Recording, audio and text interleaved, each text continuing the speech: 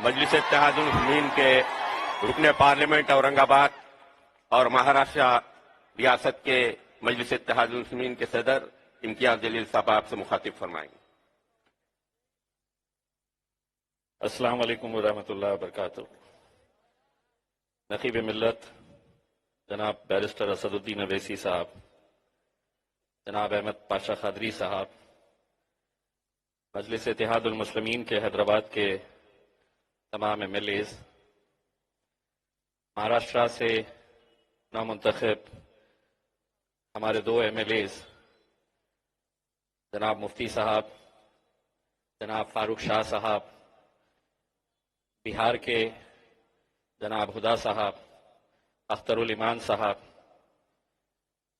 میرا دوست وارث پٹھان، تمام بزرگوں، نوجوانوں، ساتھیوں، نہ یہ جیت ہوتی نہ ہی جشن مناتے ہم، ذرا بھی ہار سے ڈرتے تو ہار جاتے ہم۔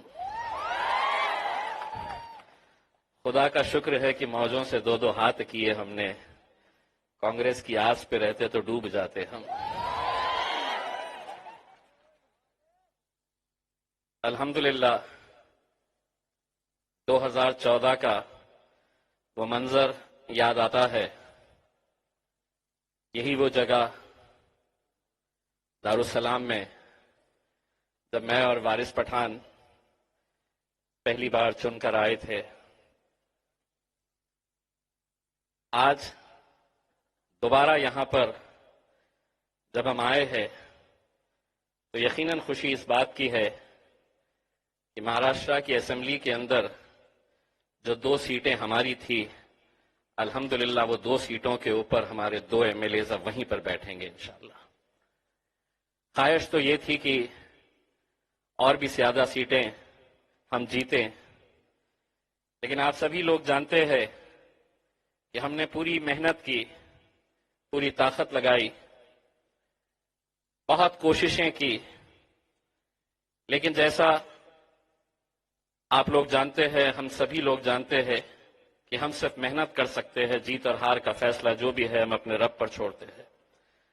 آج اورنگ آباد شہر سے غفار قادری صاحب 80,000 ووٹ لیتے ہیں، ناصر صدیقی صاحب قریب 70,000 ووٹ لیتے ہیں، ارون بوڈے ہمارا دلت بھائی 40,000 ووٹ لیتا ہے، اور اس کے باوجود بھی اگر ہمیں جیت نصیب نہیں ہوتی ہے تو ہمیں ایک بات کا احساس ہوتا ہے کہ ہمیں ہرانے کے لیے پوری طاقتیں اکٹھا ہو گئی تھی، ساری کی ساری راجنیتک پارٹیاں ایک طرف آ گئی تھی اور ہر ایک کی کوشش یہی تھی کہ مجلس کو کیسے ہرایا جائے۔ لیکن اس کے باوجود بھی الحمدللہ 2 سیٹیں ہم جیت کر آئے ہیں۔ 2 سے 3 ہو جاتے تو خوشی ہوتی، لیکن 2 آئے ہیں تو امید کچھ زیادہ جگی ہے، کیونکہ 20 سال پہلے بھارتیہ جنتا پارٹی کی بھی 2 ہی آئے تھے۔ تو ہو سکتا ہے یہ 2 کا آنکڑا 10 سال ہمارے ہو گئے ہیں، 10 بچے ہیں۔ کوئی بھی بات ناممکن نہیں ہے، اس لیے نہیں ہے کہ آج نقیب ملت بیرسٹر اسد الدین اویسی صاحب بھلے ہی آپ کے حیدرآباد سے تعلق رکھتے ہیں، لیکن ہم اسد صاحب کو یہ کہتے ہیں کہ حیدرآباد سے زیادہ آپ کے چاہنے والے آپ کو مہاراشٹر کے اندر نظر آتے ہیں، اور اب تو بہار والے بھی لڑنا شروع کر دیے ہیں کہ نہیں تلنگانہ اور اورنگ آباد یا مہاراشٹر نہیں، بہار میں بھی اتنے ہی چاہنے والے ہیں۔ اور جس طرح کسی نے کہا کہ انشاءاللہ آنے والے وقت کے اندر ہمارے چاہے وہ جھارکھنڈ ہو، اتر پردیش ہو، پشچم بنگال ہو، جہاں جہاں پر بھی بیرسٹر اسد الدین اویسی صاحب ہمیں حکم دیں گے، ایک سپاہی کی طرح ہم لوگ جائیں گے، وہاں پر محنت کریں گے انشاءاللہ۔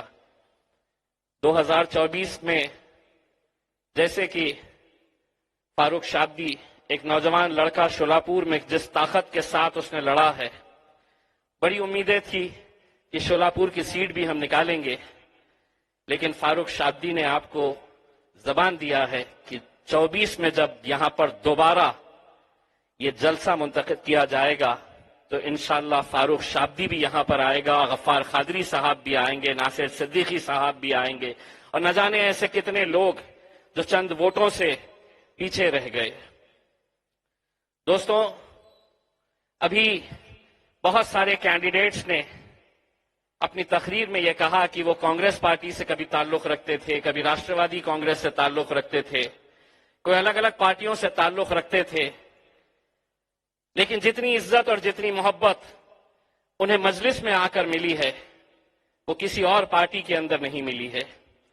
اور یہ حقیقت ہے، میں خود یہ ہر روز محسوس کرتا ہوں، ہر روز مجھے یہ احساس ہوتا ہے کہ دنیا کی دولت بھی خرچ کر دے تو یہ محبت، یہ عزت آپ کو کہیں اور نہیں ملے گی جتنے اپنے لوگوں کے بیچ میں ملتی ہے۔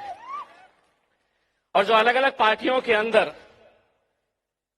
جو ہمارے لیڈرز، چاہے وہ کانگریس میں رہتے تھے یا راشٹروادی کانگریس کے اندر رہتے تھے، جب ہم انہیں دیکھتے تھے تو یہ سوچتے تھے کہ اجالے پھوٹ کر روتے ہیں اپنی بدنصیبی پر، دیا ہمارا جب غیر کی چوکھٹ پہ جلتا تھا۔ آج یہ ہمارے ساتھ جب آئے ہیں تو انہیں یہ ایک اپنائیت محسوس ہوتی ہے، اور ہر روز نہ جانے ایسے کتنے لوگ ہیں جو آج مجلس کے ساتھ جڑ رہے ہیں، مجلس کے قریب آ رہے ہیں۔ تو اس کی وجہ اگر کوئی ہے تو صرف ایک ہی وجہ ہے، چاہے وہ کشمیر سے کنیا کماری تک دیکھ لو، اگر مجلس کی طرف لوگ کھینچے چلے آ رہے ہیں تو وہ صرف اور صرف میرے قائد بیرسٹر اسد الدین اویسی صاحب کو دیکھ کر آ رہے ہیں۔ کہیں نہ کہیں انہیں یہ یقین ہو رہا ہے کہ اسد الدین اویسی صاحب ہی ایک ایسے ہیں جو آج مسلمانوں کے، دلتوں کی آواز پارلیمنٹ کے اندر پہنچا رہے ہیں۔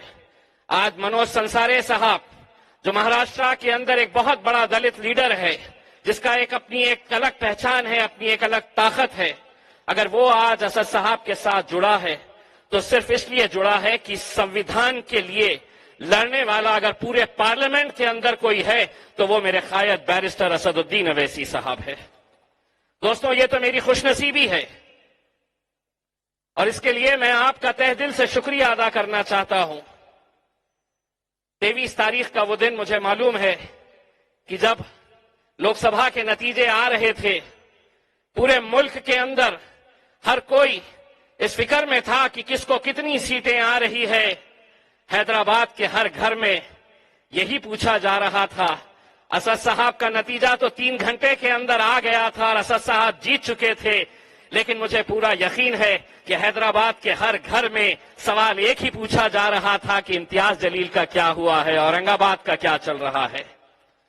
اور آپ لوگوں نے جو دعائیں ہماری جیت کے لیے کی تھی، اسی کا نتیجہ ہے کہ میں لوگوں سے یہ کہتا ہوں، ووٹ تو مجھے ملے تھے لیکن جیت میری نصیب ہوئی تو ہزاروں لاکھوں میری ماؤں، بہنوں، بزرگوں، نوجوانوں کی دعاؤں کی وجہ سے یہ جیت نصیب ہوئی ہے۔ اور اس سے بڑھ کر کیا فخر کی بات ہو سکتی ہے۔ میں 5 سال جب مہاراشٹر کی اسمبلی میں MLA کی حیثیت سے بیٹھتا تھا تو میرے بازو ایک شیر بیٹھتا تھا جس کا نام وارث پٹھان تھا۔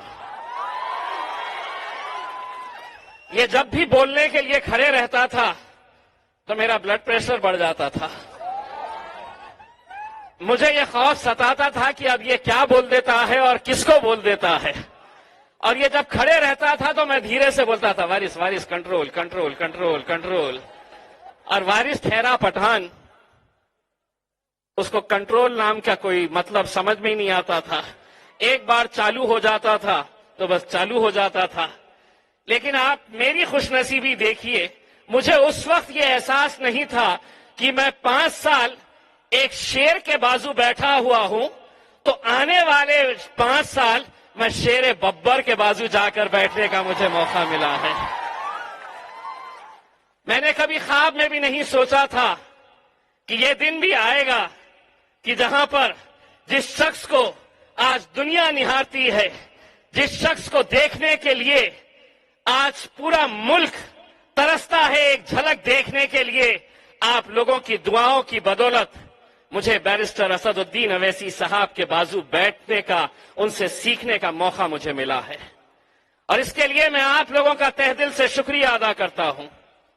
میں نے وارث پٹھان کو الگ الگ روپ کے اندر دیکھا ہے، لیکن اسد صاحب کا بھی روپ میں نے پارلیمنٹ میں دیکھا ہے.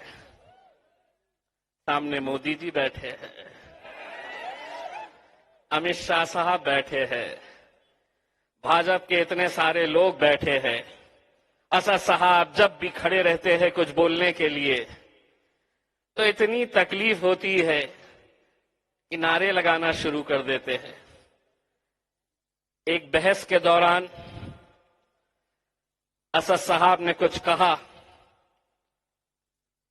تو امت شاہ صاحب کھڑے رہے اور انہوں نے اس اشارے کے اندر کہا کہ، اور جب انہوں نے انگلی اسد صاحب کی طرف دکھائی تو میں نے ببر شیر کو دیکھا. وہ کھڑے رہے اور چیخ کر کہا، انگلی نیچے کرو، انگلی نیچے. پورا صدن خاموش، سناٹا، خاموش. امت شاہ صاحب بھی خاموش. اور وہ منظر دیکھ کر میرا پھر بلڈ پریشر بڑھ گیا. میں نے دھیرے سے اسد صاحب کی شیروانی پکڑ لیا. میں یہ سوچ رہا تھا یہ صرف ابھی اتنا جوش دکھائے، انگلی نیچے کرو. میں نے کہا اگر یہ ذرا سی شیروانی اوپر کر کے باہر چلے گئے تو کیا ہوگا. تو میں نے کہا مجھے عادت تھی وارث وارث بولنے کی، تو میں اسد صاحب کی شیروانی پکڑ کر اسد بھائی اسد بھائی اسد بھائی اسد بھائی. لیکن اسد بھائی بھی کہاں ماننے والے تھے.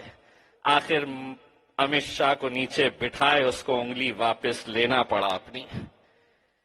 تو مجھے ایک بات کا احساس ہوا، گنگے مکے بہرے 50 بھیجنے سے کوئی فائدہ نہیں ہوتا ہے. شیر کے بچوں کو بھیجو اندر، چاہے وہ 2 ہی کیوں نہ ہو. اور آج الحمدللہ مہاراشٹر کی ودھان سبھا کے اندر ہمارے مفتی صاحب فاروق شاہ صاحب بھی جانے والے ہیں. آپ سے بھی پوچھا جائے گا 2 ہی تو ہے، کہنا جنگلوں میں کس کی گنتی ہوتی ہے. شیر کتنے ہیں اس کے حساب لگائے جاتے ہیں، جانوروں کی، باقی جانوروں کی گنتی نہیں ہوتی ہے. میرے بھائیوں، میں صرف مہاراشٹر کے صدر کی حیثیت سے میں آپ کو ایک بات بتانا چاہتا ہوں کہ آج ہمارا اتحاد چیخ چیخ کر یہ کہہ رہا ہے کہ اگر ہم اس وقت بھی اگر متحد نہیں ہوگے تو پھر کب ہوگے. ہم نے مہاراشٹر کے اندر، میں نے خود نے یہ محسوس کیا ہے کہ اگر ہماری قیادت نہیں کھڑی ہو پا رہی ہے تو کوئی غیر اس کے لیے ذمہ دار نہیں ہے. کہیں ایسے ہمارے ہی اندر ایسے کچھ لوگ ہیں جن کی وجہ سے آج ہماری قیادت کھڑی نہیں ہو پا رہی ہے.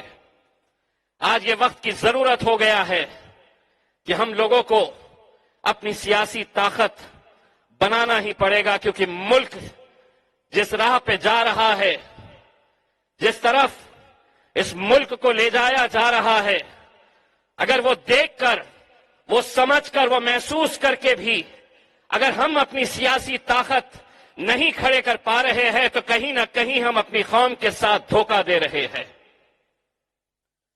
بہت سارے لوگ، میں جب لوک سبھا کے اندر کھڑا تھا 28 دن پہلے اسد صاحب نے حکم دیا کہ اورنگ آباد سے ہم لڑیں گے الیکشن، اور مجھے یہ موقع دیا گیا کہ اورنگ آباد سے میں لڑوں گا، تو بہت سارے لوگ الزام لگانا شروع کر دیے.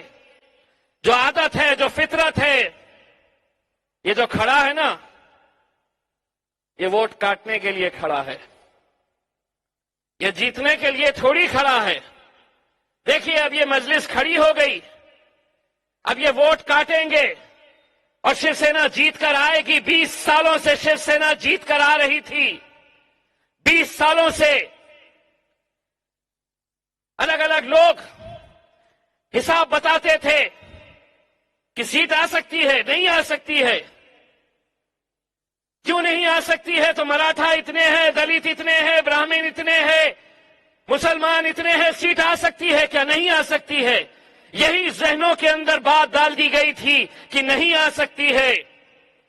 میں اپنے لوگوں سے یہی کہتا تھا کہ ان کو جواب دینے کی ضرورت نہیں ہے، ووٹنگ کے دن جواب دیں گے، اور جب نتیجے آئے